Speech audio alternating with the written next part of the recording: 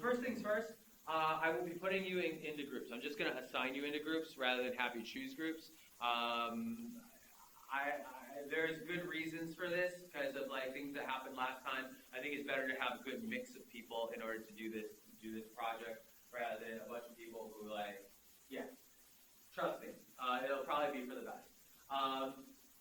Yeah, let's talk about some of this stuff. Okay, first of all, check Blackboard. I already put up a link that talks about like how to make a literature review, what the purpose of a literature review is. Okay, because like it's not like a book report. It's not like just like telling me what's in articles. It's about doing an analysis of what this concept is that you've selected, how it's being used, and the like. All right. So I decided to like kind of give you like some tips on like how you might want to create your paper into sections. This is not a requirement. I'm just saying like these could be possible sections, and these are things that I would expect to have as part of this, as answered in your paper, even if they aren't sectioned off precisely like this. First, we should explore the origins of the rhetorical concept that you're examining, right? If you select identification as what you're examining, then I expect you to talk about our friend Kenneth Spark, because that's where this concept comes from. And talk about like where that comes from, like what book did that come from, find out the history behind it, okay? Who originally talked about it, and then what did they say about it? Then discuss the major themes in the use of this concept, okay? These concepts that I've given is like a bunch of examples and things like that, have lots and lots of people writing about it, all right? So there's lots of different avenues and projections and ways that they have used it, and some are going to be different than others. And like those themes, those dominant themes and things like that, should be a part of your literature review. That's what you should be identifying, like how are people using this? What areas of research is this used for, and are there different ways that people approach this concept? The next section would be like, who's using this concept today? All right? Are there major heavy hitters in the scholarship to know who's doing it today? But Craig, how do I find out what major research is as opposed to like lesser research? One of the things that you can do is there are avenues like maybe like through Google Scholar. Sometimes you can see an article and see how many other people have cited this article, and not just in Google Scholar, but other databases as well. And like if there's a lot of people citing this particular article, then it's probably a big deal. All right, it's probably something big, and so it's probably worth noting in your research. Okay, and other times like. Sometimes you're just like, I think this is a big deal. And so you say, hey, this is actually super interesting and we should like be looking at this more too. You are entitled to make that call. Discuss any debates or conflicts within the topic. This can happen quite a bit. If you're looking at things like argument scholarship,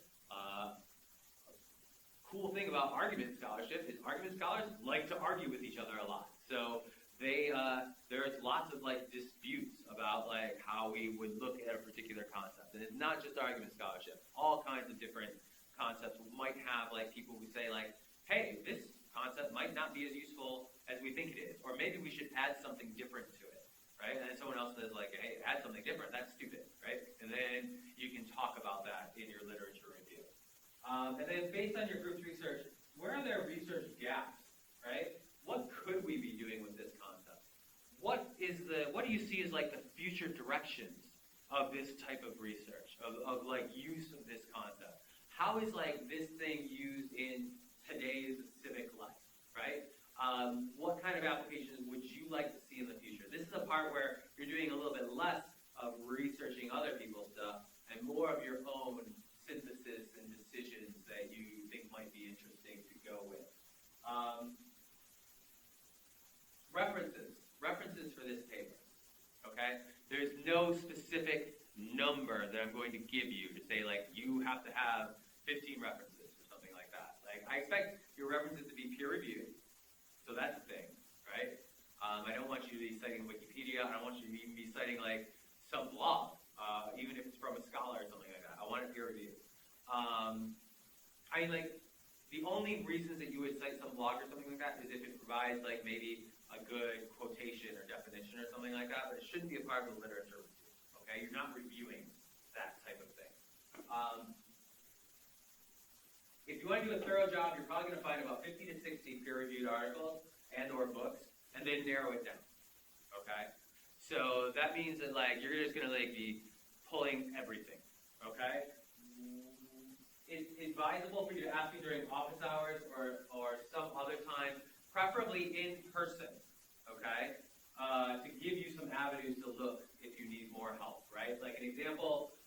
Anything that you get from Kenneth Burke is going to be talked about a lot in a journal called KB Journal, which is totally open source, right? And totally easy, and it's peer-reviewed, and it's basically a journal dedicated to Kenneth Burke.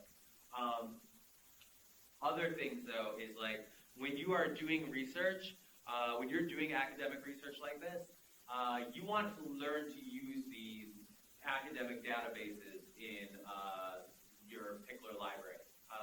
And what I mean is like, I don't mean just like typing into the big search EBSCOhost thing. That's not going to be effective. All right, it's not going to be good for you.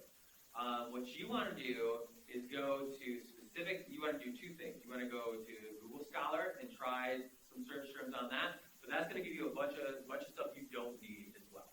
All right. So the first database that I would recommend going to is Communication and Mass Media Complete. All right. That is available in particular libraries. You have to go to the databases section and then like pick like there'll be like A to Z databases, like pick C, Communication and Mass Media Complete. That's dedicated to communication research. That is what we're doing in this course. All right. So that is a great place to find things, or you're going to find things that are very relevant.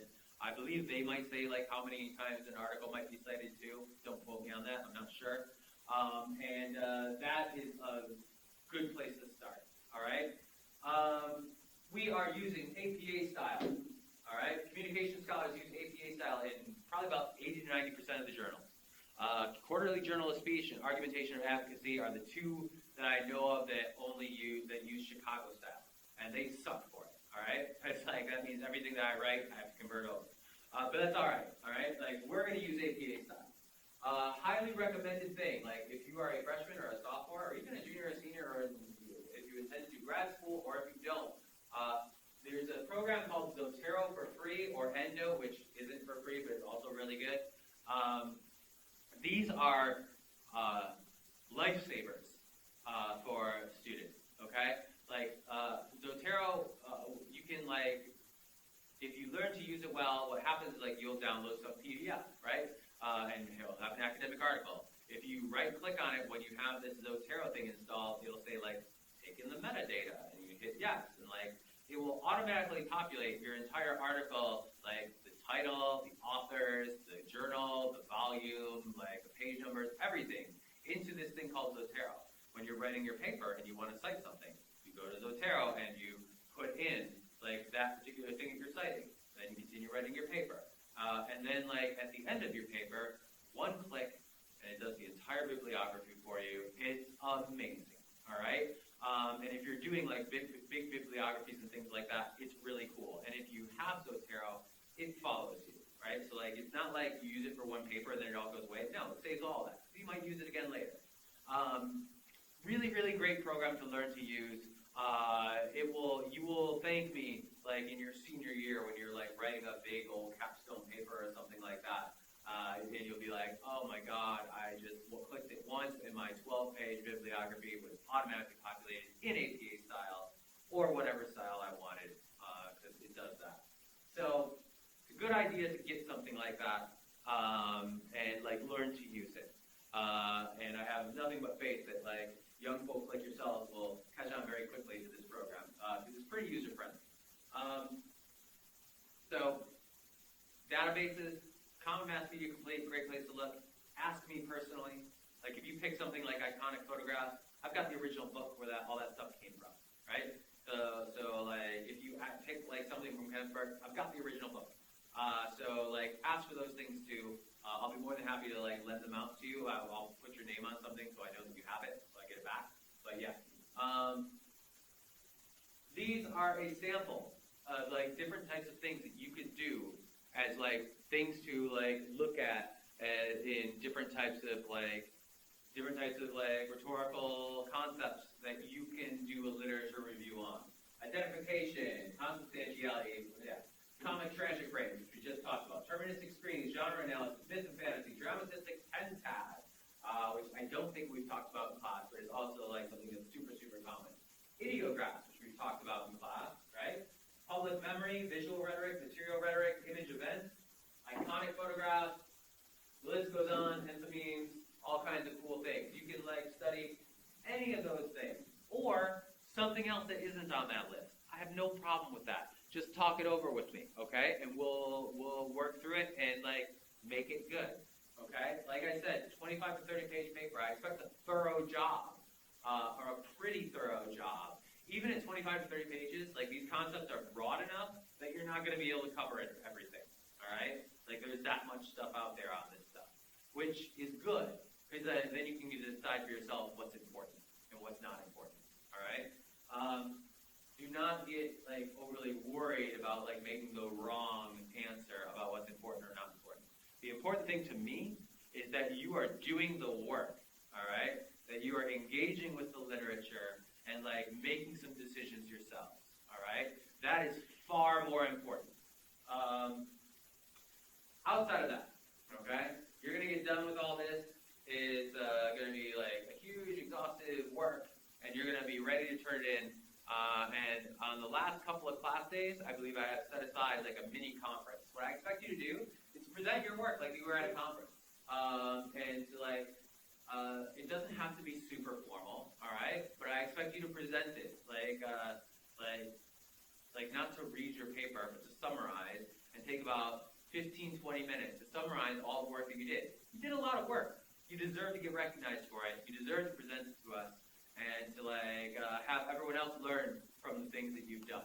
All right. So at the end of that presentation, and I'll decide how long it'll be later, because like I'm not sure like how the timing's going to work out in order for us to have enough time for all the groups that we might have, but we'll figure that out later. And after that, like I expect people to ask questions. All right. And hopefully other people are paying attention to like ask a couple of questions and things like that. That would be ideal. Otherwise, I'll certainly ask a couple of questions. I'll be more than happy to do so. And honestly, like I think that like my questions are not going to be like I'm trying to get you on something. All right. It's more like I want to know maybe like what your thought process was on something, or why you decided like this instead of this, or something like that. Or did you notice this maybe? Or like I'm not doing it to like be like none of my questions are going to affect your grade at all. All right.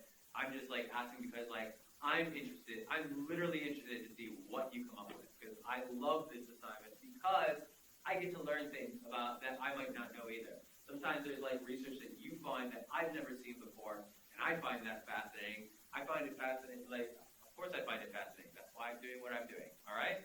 So that is like the basics of what I'm looking for. There's going to be a paper, there'll be a presentation. The presentation will be a slight part of the grade. It's not something to lose a bunch of sleep over, but it will be a part of the grade. And that's about it.